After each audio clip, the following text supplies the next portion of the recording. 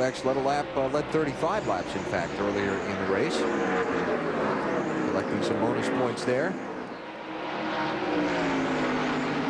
What an incredible season this young man has had driving this 8 car. 4 wins.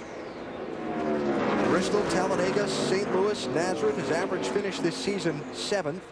19 top 10s in 26 races, 13 top 5s, and he's finished every race. No DNFs.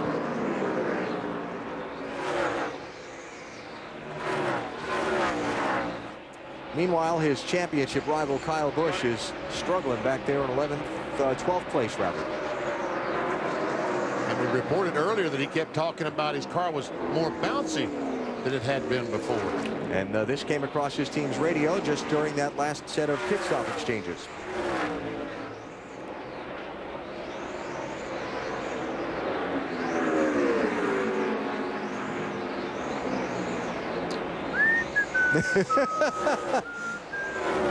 Okay. Well, what he said was crew chief Lance McGrew talking to Kyle Busch, saying that Robbie Loomis, Jeff Gordon's crew chief, came down to their pit stall and reported that that was the same thing Jeff experienced in Nextel Cup final practice earlier today. Said it felt like there were 4 basketballs on the car. Bouncing as tires. Yep. Yes. Okay, let's see how close Alan got. Take 2.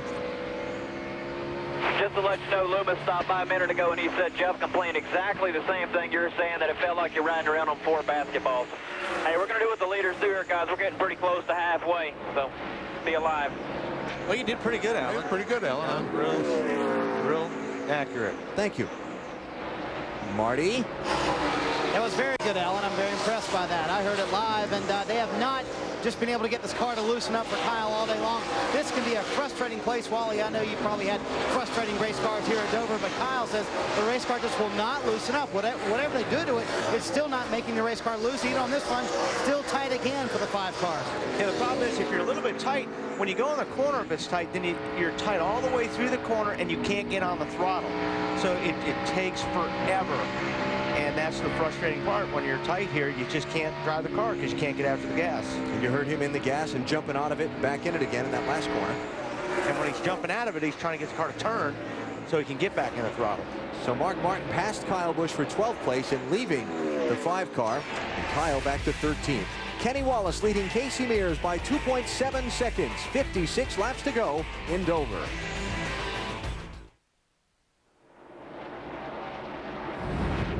Coming soon to TNT. 2 hours, 2 cases, 2 great dramas. Monday nights belong to TNT. Watch Law & Order at 10, followed by Without a Trace at 11, beginning September 27th. Monday nights on TNT. And live on TNT, it's NASCAR from Dover, Delaware. Kenny Wallace in the 23 is leading the Stacker 200, presented by YJ Stinger. And he's leading by 1 second less than he was when we went to the commercial break, mostly because he's caught some pretty heavy lap traffic he's trying to work through. Let's take you through the field. We have 20 cars on the lead lap. We'll update most of them here. And start with the race leader and Matt.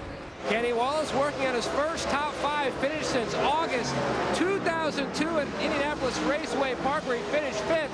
Remember, they're still questionable whether they can make it on fuel. They're gambling it. They're going to roll the dice. He said nothing about the race car since the last pit stop. Meanwhile, Casey Mears, the 1 car, his car is starting to go to the tight side, Dave. They're also going to run it to the finish.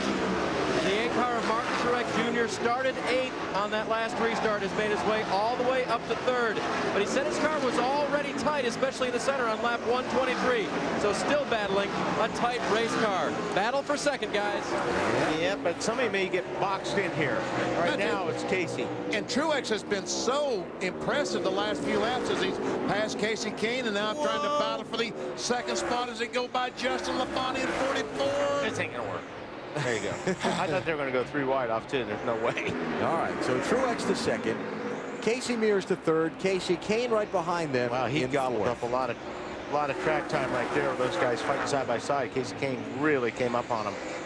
Let's continue going through the field. Dave, how about Casey Kane? Casey Kane restarted in the 6th position, has made his way up to 4th. The only thing he said on the radio about 20 laps ago, he said the right side air pressure is too low, guys. He did not elaborate on that. The 60 car, Greg Biffle, restarted 11th, has made his way all the way up to 6th. On that pit stop, they made a wedge and air pressure adjustment to fix a loose-in, tight center-off condition. Pretty good run so far for Biffle this afternoon. The 0-0 car of Jason, yeah, I've never called it the 0-0 car before. The 0-0 Jason Leffler. That car, remember, did not get fresh tires like the rest of the guys. He's been passed now by the faster cars that took on 4 tires. Matt? And Mike McLaughlin making a great run. Restarted 11, has climbed all the way up, almost knocked on the door in the top 5. His car still a tick on the tight side. Meanwhile, Kevin Harvick, no doubt about it, his car is really tight. He told Ricky Byers, if we get one more stop, you've got to do something to free me up. Dave, 2-car Ron Hornaday, the nose was shoving according to the driver. They made an air pressure adjustment, changed 4 tires. He's picked up 1 spot from restarting 10. Marty? Dave, not a lot of conversation from Mark Martin on the radio. His last transmission car is good. They have lost track position. However, he's in the 10th position. He has 45 wins. The first one came right here. Stacy Compton on his last stop took no tires. That is showing. He restarted 3rd. Currently, he is in 11th. The car extremely tight for Stacy. Matt? And Michael Waltrip, he is just hanging on, he tells his team. The car just way too tight. They should have been a little more aggressive with their air pressure adjustment on the last stop, Marty. Out of work from Kyle Busch on the radio. Spotted Ricky Hendrick trying to help him find a different line to get his way up through the field. He is 13th right now. Came into the race 105 behind Martin Truex. Stands to lose a lot of points tonight. Pressuring him from behind is Johnny Sauter. His car is a lot better, he says, than it was at the start of the race. Just a little bit tight for the 26-year-old, but happy with the car right now. David Green came down pit road, had to stop twice because he flat spotted the tires, as Alan talked about, chattering the front tires.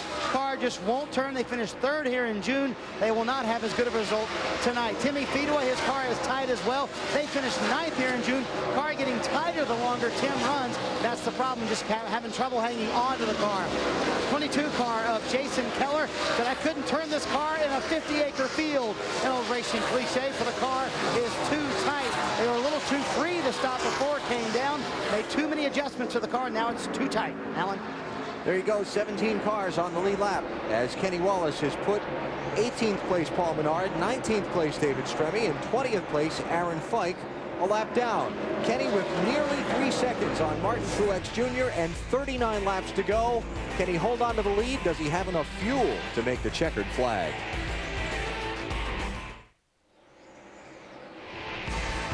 The Stacker 200, presented by YJ Stinger on TNT, is brought to you by Bombardier ATV. See the Outlander Max, made for 1 or 2 riders. Bombardier ATV, follow no one. By Miller High Life, to live simply, proudly, boldly, manly, this is the High Life.